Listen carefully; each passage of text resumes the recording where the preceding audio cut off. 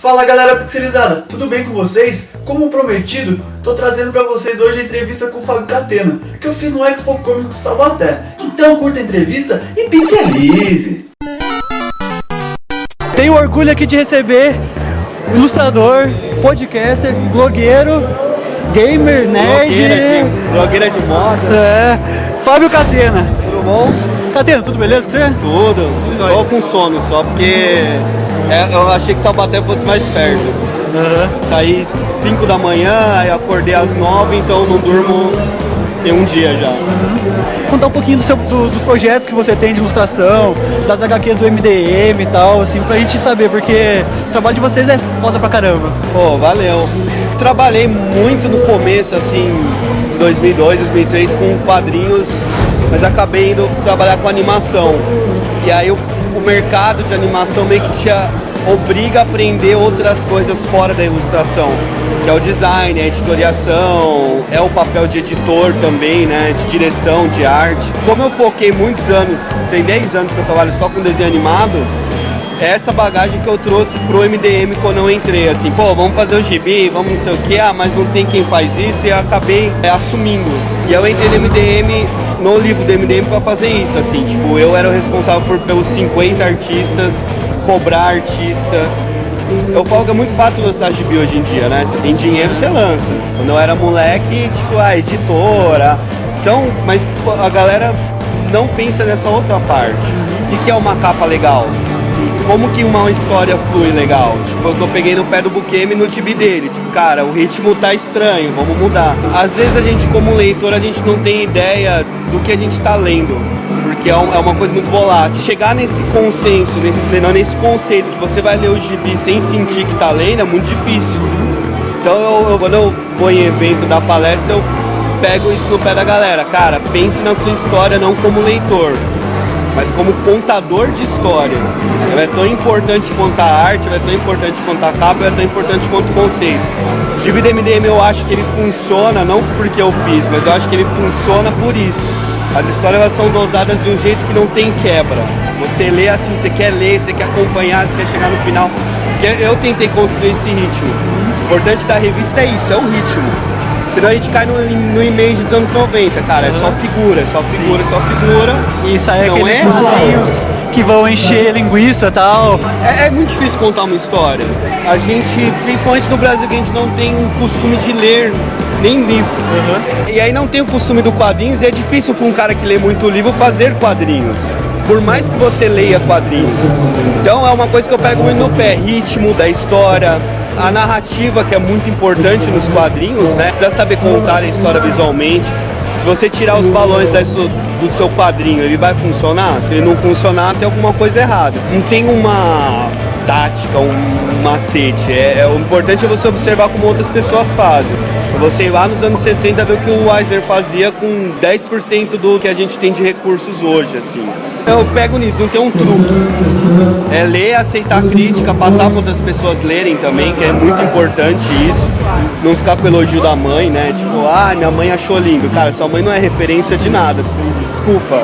Você tem que chegar nas pessoas que consomem quadrinhos, que leem quadrinhos e entender quando elas falarem que, tipo, isso não tá legal, isso não funciona. Nos últimos 10, 15 anos, a cultura nerd vem crescendo, pelo menos aqui no Brasil. Nos Estados Unidos ela já era forte, a Comic Con já tem muito tempo e tal, só que agora cresceu bastante. Pelo envolvimento, acho que o nerd foi mais aceitado pela sociedade e também pelo crescimento dos filmes de herói, Marvel e DC se espancando aí pra ver quem que vai ganhar.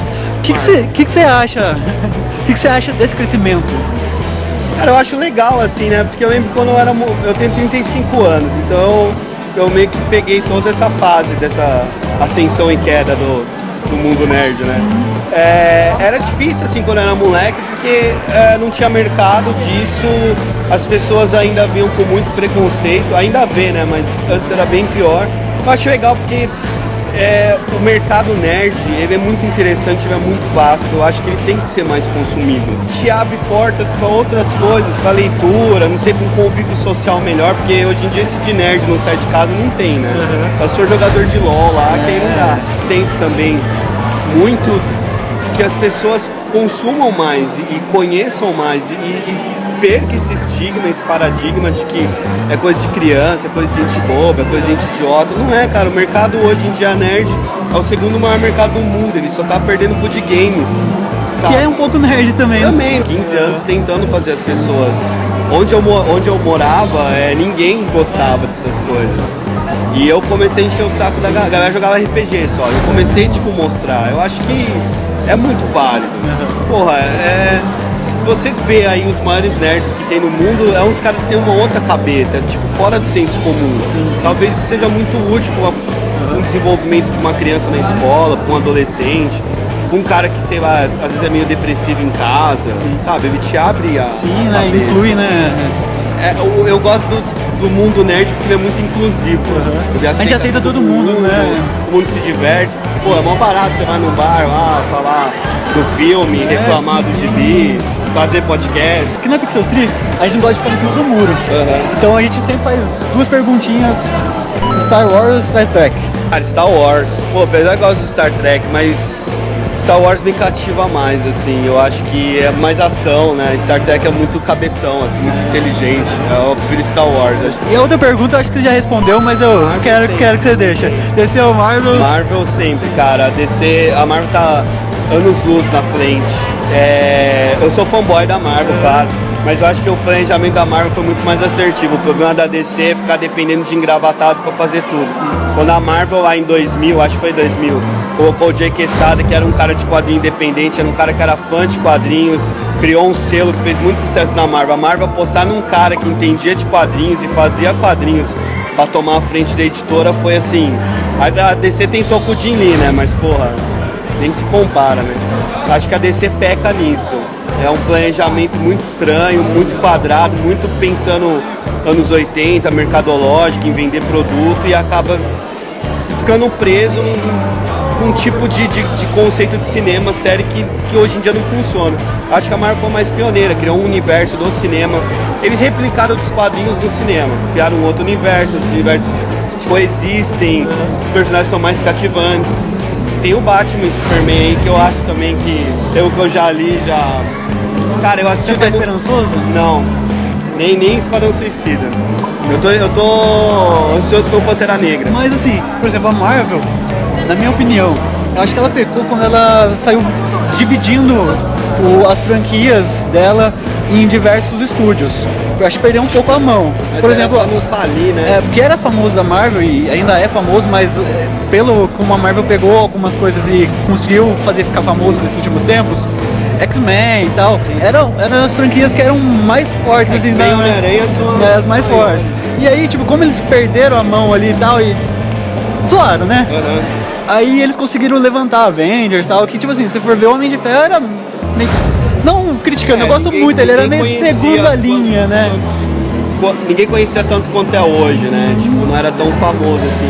Mas isso que é legal, a Marvel, por causa dos acordos lá, perdeu o X-Men, que é um carro-chefe, o Homem-Aranha, que é o carro-chefe, o Quarteto mais ou menos, e outros lá, Justiceiro. Mas a Marvel reverteu isso com os Vingadores. Sim. Então eles pensaram, vamos lançar os filmes solos até chegar aos Vingadores, já que a gente não tem tanto que os X-Men. Pra mim, hoje em dia, o nível de conhecimento do Vingadores com o X-Men é praticamente igual, assim, sabe? Sim. Acho que tem até criança que gosta mais do Homem de Ferro que do Wolverine. Ah, faz bem, porque o Wolverine é muito chato. Personagem datado demais. Agora pra terminar, time Rogers ou time Stark? Tinha América, né? Sempre. Eu defendo o Capitão América, até talvez na época do gibi lá atrás, no MDM, que o governo não pode decidir pela gente o que a gente é. Eu acho isso. Ah, mas superpoder, cara, eu acho que o governo tem que interferir no meu jeito de vida. Se eu uso meu poder por mal, eu tô infringindo uma lei e eu tenho que ser punido por isso. Agora, tem que dar satisfação pelo que eu sou, eu não concordo. Vira muito islamismo. Desculpa. Não tem islamista no Brasil, né? Um pouquinho, mas... O Estado não pode interferir no que eu sou. Não. Como eu acho que no gibi também não deveria ser assim. Você usou seu poder por mal, tem as leis. Cria lá um esquadrão caça-Hulk que dá conta dessas coisas e beleza. Mas eu sou Tia América sempre. Desde a época do Mark Miller lá, eu sou Tia América. Atena, obrigado. Prazer. Galera, se você gostou do vídeo, deixe seu joinha, inscreva-se no canal. Não esqueça também das nossas redes sociais, Facebook, Twitter e Instagram.